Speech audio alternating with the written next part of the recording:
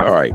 Before we leave labor completely, and this is a related topic to what you were just saying, and I'm going to get to the deep state, which is why I reached out to Miles last week. So we'll close it up as the dessert on this conversation. I sent you an article that just had me shaking my head on so many levels. It was an article, I can't remember where it was from, Post or New York Times, it doesn't matter. And it was talking, the reporter was talking to auto workers in Michigan who were supporting Donald Trump's tariff proposals. And they were repeating the talking points that Donald Trump was offering, which was just a fascinating example of how like American public opinion is shaped and articulated.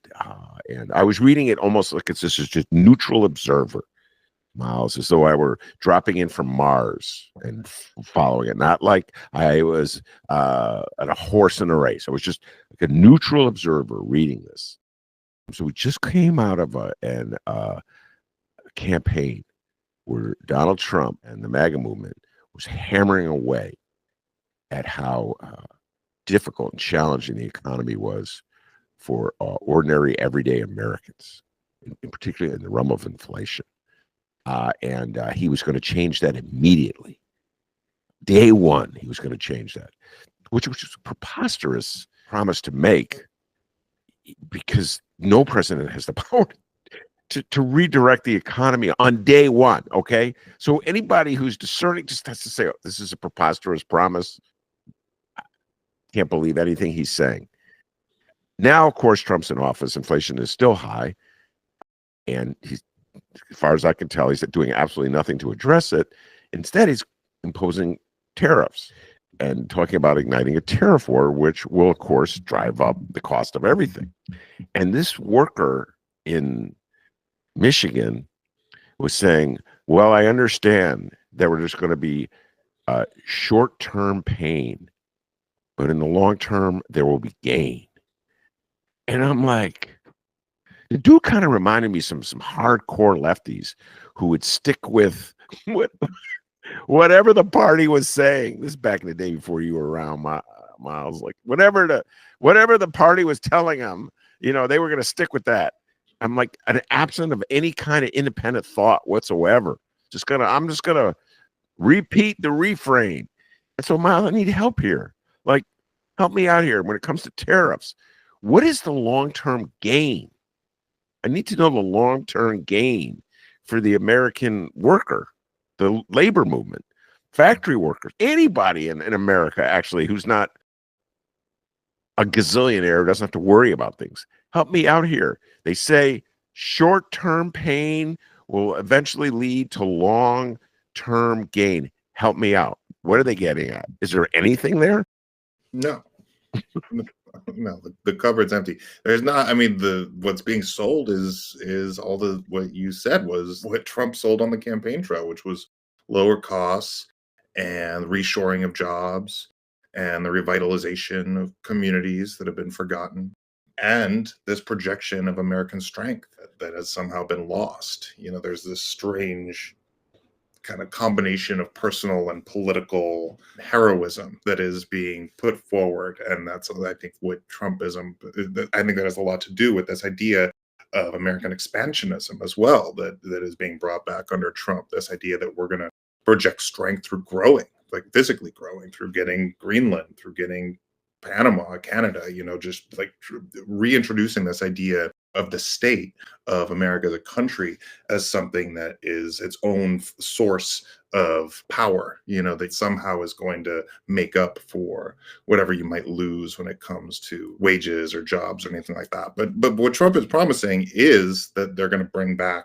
jobs in manufacturing, right? That's what he says, including in Michigan. At the same time, what his government's policy is doing is trying to restrict the growth of the renewable energy sector, which would be the source that would drive that kind of revitalization. So it's not going to work out. What Trump is promising is not going to materialize, and certainly tariffs are not a way to bring back American jobs. The way to do that is to have stipulations in these trade agreements that provide, things that don't lead to a race to the bottom. Because as long as companies are allowed to evade labor and environmental regulations and, wage regulations by moving their factories to other countries, then that process is not going to stop. The way to reshore jobs is to build vibrant manufacturing sector, something that has been started to do with some of the investments made in the Inflation Reduction Act and the CHIPS Act, to build semiconductors, other kinds of things. But what Trump is saying is just the tariffs are going to do it. Well, the tariffs are good, but Trump isn't even using that. It's like tariffs could either do one of two things. They could be used as a bargaining chip, right, to get something. You threaten a country with tariffs in order to get a better deal back on something, and that's what he's used them for essentially so far.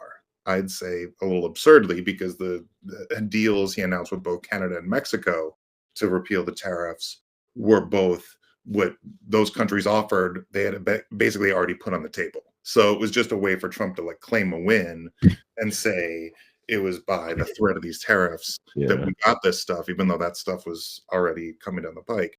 Or you can use them to really become as part of a protectionist policy, where you try to restrict imports of goods and create those goods here. That's not how a globalized economy works. So that would definitely result in some short-term pain. And this is their whole idea of we're going to cut taxes completely, like corporate taxes, income taxes, all these taxes. So where's the money going to come from? It's going to come from tariffs. Well, you have to have some crazy high tariffs if you're going to try to supplement the actual budget of the American economy with tariffs instead of taxes. But what Trump is saying is that he's doing both of these at once, because he is using them as a threat. But he's saying instead, oh, we're going to do the tariffs so that we can cut all these taxes. The bill that they're writing right now, the Republicans, this $4.5 trillion tax bill they're now debating, which is going to be, if they get anything done, these congressional Republicans in this first term, this is going to be it. This is it. Yep. Reconciliation bill. And what's it going to do? It's just going to massively cut corporate taxes and taxes for the highest income earners, and not even income earners, just people with wealth, people with huge investment portfolios. And the way they're going to do that, they're talking about slashing funding for Medicaid. They're talking about cutting back on all kinds of social spending programs, which would further immiserate the working class. That's what they're plotting to do. And the way they're going to justify the massive deficits that this kind of tax bill would run up is by saying, oh, we're going to supplement it with tariffs. Well, those tariffs are going to, as you just said, cause the costs of everything to massively go up. So it's an absurd economic plan, but it's a way to justify and make this all make sense and make a grand narrative. And the last thing I'd say on that is just this is how they create their own reality, right? This is something the left is not good at. Maybe that's good that people in the progressive side of politics that believe in a more egalitarian form of society and redistribution of wealth from the top downward, that it's not just try to sell something that is divorced from people's lived experiences. But that is what these the MAGA Trump right is doing. It's telling people, even against their own experiences, this is going to work for you, and it is already working for you.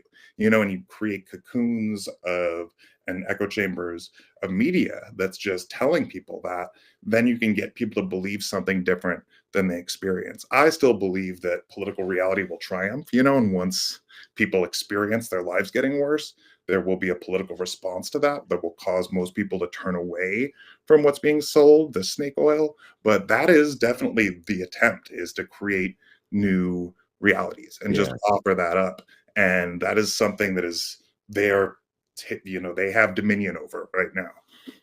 Well, just the concept of a greater gain somewhere down the road diminishes what you were just getting at. So what you were saying is that there will be some real consequences to these policies that will happen relatively soon and will be very stressful, to put it mildly. And so when you say, oh, well, there'll be longer gain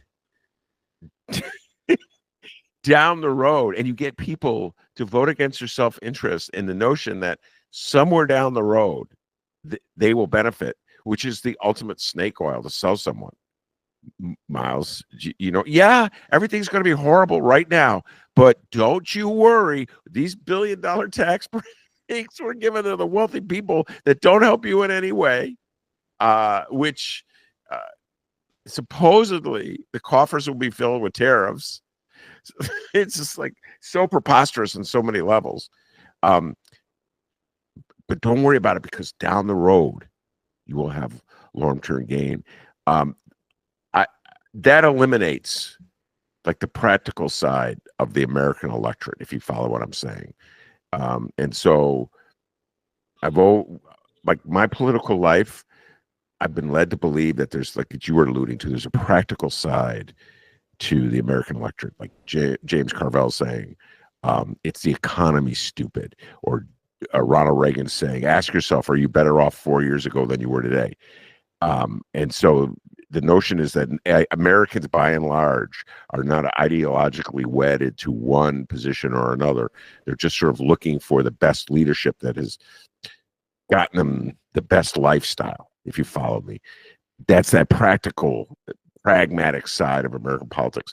When you start talking about long-term gain and short-term pain, while to support initiatives that are against your best financial interest, then they've destroyed the pragmatic side of American politics and have successfully brainwashed Americans. That's true. That said, I think that that article speaks to a greater phenomenon, but it's still anecdotal. And when you look at the polling, Trump's support is dropping, and specifically because voters, if you believe his polls, voters don't see him as addressing their primary concerns, which, as we talked about earlier, which is the economy and inflation. And so I think the political reality, and when was, faith in government was at some of its highest, and 2020 had some of the biggest participation in the election because people were experiencing government affect their lives. Yes. Largely in a bad way because of lockdowns, but also because we were being sent checks, and unemployment insurance was heavily lifted, and there was a new investment in programs. And that's some of the periods that Joe Biden had the highest ratings of his presidency, was after the American Rescue Plan was implemented, when there were when checks were going out, when programs were being funded, right? So I do think that there is some relationship there still between people's material lives improving and how they will respond politically, and who they'll give credit to for that. So I don't think it's completely divorced by any means, even though that is definitely an issue that continues to hamper the ability to improve our political life. Yeah, I just listening to you right now, I just thinking back to the political discourse of the 90s, when in Clinton years they passed NAFTA, the trade agreement, and that is just cited by one, oh my God, voters in Michigan constantly citing it in articles. You're right. Just talking about articles, I have not seen, these are more anecdotals, as sort of the Democratic Party turning its back on the American worker and siding with corporations.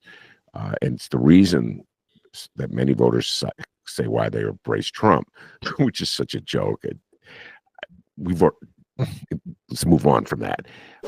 But just what if the and I admit totally, the Democrats were so arrogant in the 90s when NAFTA was passed, and they were so contemptuous of the left and the arguments that the left made about the impact this would have on people in Michigan, working people in Michigan. What if the Democrat, it's so absurd coming out of my, but I just have to share this with you. What if there was like an AOC running the Democratic Party in the 90s who would say, we need the equivalent of a new Green Deal. So if we're going to have these trade agreements that annihilate the American manufacturing base in Michigan and Illinois and Midwestern states, etc., we need to guarantee the people who lose jobs.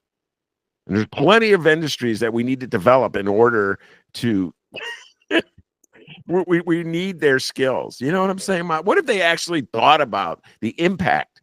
They wouldn't have been so contemptuous. They had their own mini version of short-term pain, long-term gain that they were selling to people. What if they had done that? I mean, is that just a lefty fantasy of mine, Miles? Or do you think there would have been a practical impact?